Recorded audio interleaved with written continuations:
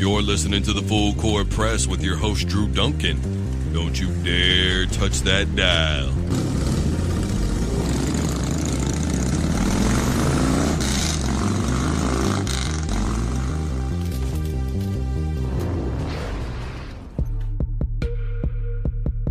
Hello, everybody. Welcome to the Full Court Press. I'm your host, Drew Duncan. I am on Facebook, Twitter, and Instagram, all at Drew Duncan 83. Made it real easy to find, guys. Speaking of really easy to find, it's really easy to find drama this time of year. And it seems like the target of attention is year in and year out the New England Patriots. You know why the New England Patriots are the center focal point this time of year?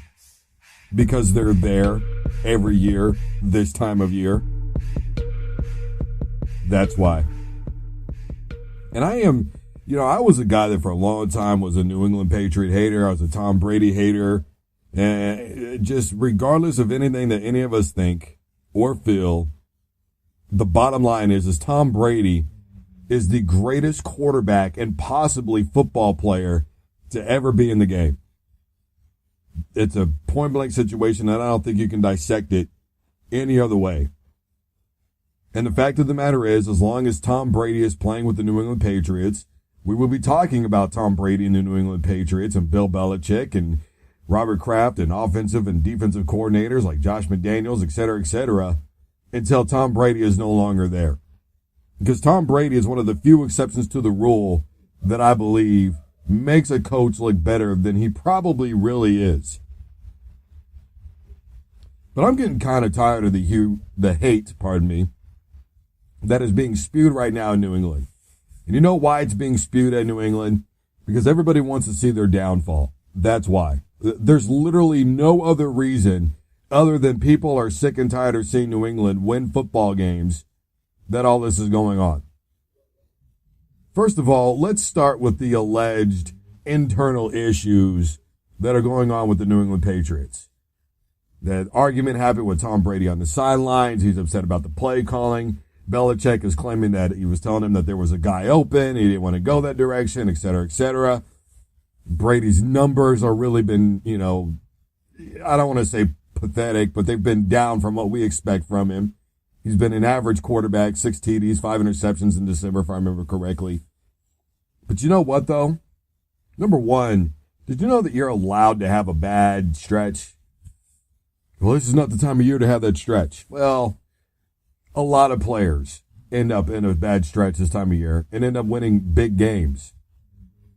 So to me, that's still not relevant enough to say that the Patriots are in deep trouble heading into this weekend. Well, Tom Brady's battling injuries. Tom Brady's always battled injuries. Almost every football player into the season this time of year is battling injuries. Maybe the TB12 isn't a perfect system, but who cares? Who really gives a damn? Look, what is going on here is everybody wants to see Tom Brady fall flat on his face. And let's just say that they don't win this weekend, which, I don't think that that's going to happen, but let's just say that they don't. Let's say the internal problems are, quote, real. Yeah, because nobody's ever had an argument before on the sideline with their coaches. Nobody's ever had an argument before in the locker room with their coaches. Hell, you guys are acting like you've never had an argument with your boss. The very real reality of the situation is stuff like this happens, but they win football games anyways, don't they? Deflategate wasn't enough to keep them out of the Super Bowl, even though Tom Brady missed 4 games. Spygate wasn't enough to keep them from winning the Super Bowl. Nothing has stopped the New England Patriots from winning big-time football games. And you look at the experience of a Brady, you look at the experience of a McDaniels at offensive coordinator, and now you look at the experience of a James Harrison at linebacker. How do you think that any team right now that was in the AFC wildcard round was truly going to stack up against the New England Patriots? Yeah, the Kansas City Chiefs beat them early on in the season, and when I say early on, first game of the year. We saw how the Kansas City Chiefs were sputtering, and they weren't sputtering because they're a bad football team. They were sputtering because of lackluster play calling. They stopped taking chances. They stopped mixing up the play calls. They stopped going down the field. They stopped doing a lot of things that made them a successful football team. They weren't lining up Kareem Hunt in the same positions that they were to begin the season. They started basically using him as a running back, and that was it. more screenplays from him. They weren't putting him in the slot and lining him up basically as a wideout the way that they were early on in the year. They ran a much more wide open collegiate style of offense, and it was working. They got away from that. The team wasn't that good. They continued that process and that kind of play calling into the playoffs, as we saw against the Tennessee Titans, specifically in the second half when they just decided that they were playing not to lose instead of to win. So no, Kansas City wouldn't have had a chance against New England. Marcus Mariota and the Tennessee Titans, would they have a chance against the New England Patriots? Well, they run the ball pretty good. Derrick Henry had a fairly good game. Well, I don't say fairly. He had an excellent game against the Kansas City Chiefs. But how would they stack up overall? Defensively, New England plays teams week in and week out because of their schedule. And their schedule is tough every year because they go deep into the playoffs every year, that are very good defensive football teams and still hang up points. Kansas City was revered as a very good defensive football team for the better part of the year, and New England still almost hung 30 on them. So no, I don't think that Tennessee would be able to compete with New England. You understand what I'm saying here? I can dissect all this. The bottom line is where does anybody see the possibility that any team that was in the AFC wildcard round would be able to compete with the New England Patriots? The internal issues are not enough to keep this football team from winning games. And to be honest with you, I think that Bill Belichick, this is the part of football where he's a genius. Poker face, let's play the mind game. Oh, okay, you guys think that there's a problem? I'm just going to continue to dive into that. I'm going to have my staff continue to dive into that. I'm going to ask Tom Brady to continue to dive into that. And basically, they're all being WWE guys right now because they're making it look like there's this big problem internally with, like, let's call it D-Generation X, right? But there's not really. Is that something that they did was make it look like there was problems when really there wasn't, and they would always band together in the end. And I think that that's what they're doing in this moment. I think they're letting everybody overblow all this stuff. They're going, yeah, okay, this is cute, guys. This is nice. No. Keep thinking there's problems. I mean, James Harrison would have signed a contract with the New England Patriots if there was this many internal problems. You think he would have made that move? Because we all know the word on the street is, and this is according to everybody basically in that Pittsburgh Steelers locker room, hey, James Harrison ducked out, man. Nobody was trying to get rid of him. He wanted to go to New England. Do you think he would step into a bad position on purpose? Come on, let's just get real for a moment here. No, he wouldn't have. He wants to win another title. He wants to do it with the New England Patriots. Okay, he's not in there spying for the Pittsburgh Steelers. He's not doing that. He's trying to win a Super Bowl. Period. And he wouldn't have stepped into a situation that was this bad internally. What about the injuries? The injuries are the only thing that I would even give any kind of legitimacy to. I mean, the only thing. But at this stage in the game, everybody's dealing with injury. If Tom Brady goes down, he goes down. And if they lose, so what? Tom Brady's still the greatest quarterback to ever play the game in the NFL. You're talking to a diehard John Elway fan here. And I'm telling you right now, Tom Brady supersedes John Elway. Tom Brady's dealt with different coordinators. Tom Brady's dealt with injuries on both sides of the football. Everybody goes, oh, he had Randy Moss. Oh, he's got Rob Gronkowski. Oh, he's got this. Oh, he's got that. Oh, they cheat all the time. Oh, technically my favorite team, the Denver Broncos, have cheated more than any team in the history of the NFL by last count. So no, I'm not going to buy into it. Eric Dickerson will tell you, if you're not cheating, you're not trying. Am I advocating cheating? Am I saying it's okay to cheat? No, of course I'm not.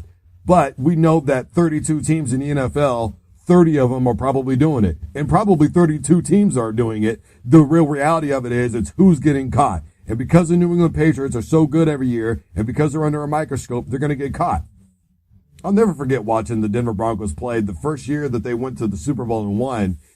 When they were playing against Kansas City, that game was at Arrowhead. And they were wiping off that stickum on the jerseys because they didn't want the defensive players from the Chiefs to be able to slide underneath their guys. So what it was is when they would put hands on them, their hands would stick a little bit, and it made it more difficult for them to break away from blocks.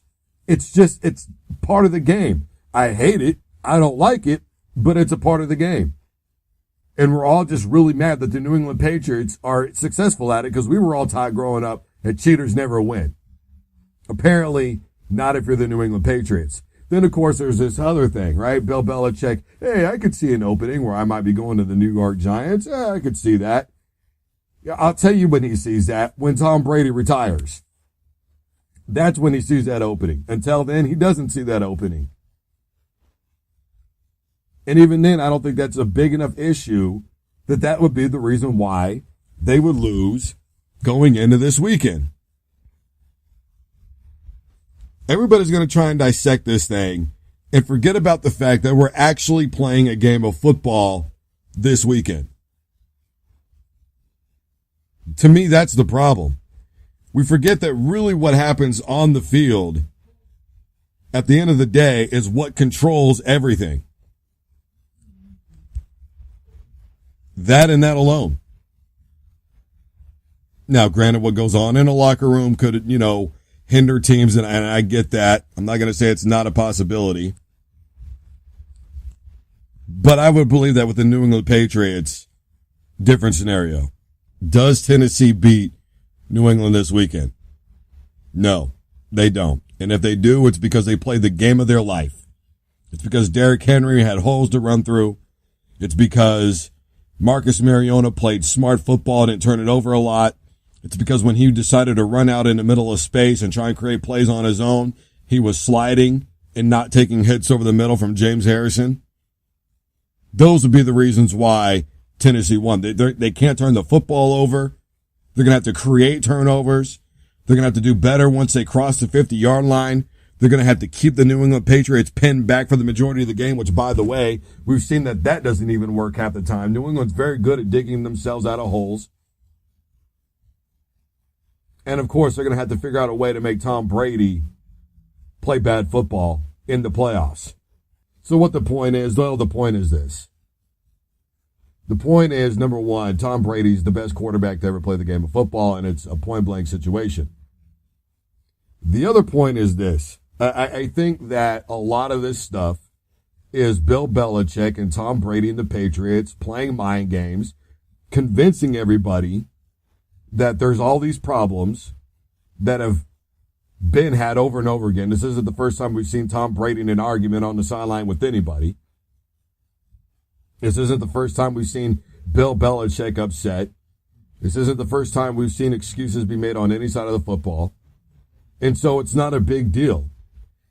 And lastly, the only conceivable, foreseeable notion, inkling that I would get that New England is beatable against the Tennessee Titans at home in Gillette Stadium, where, by the way, in divisional playoffs, if I remember correctly, the New England Patriots are like 10-1 or somewhere in that neighborhood since Tom Brady's been there. Is if Tom Brady legitimately could not play because he is hurt, or at some point during the game ended up getting hurt.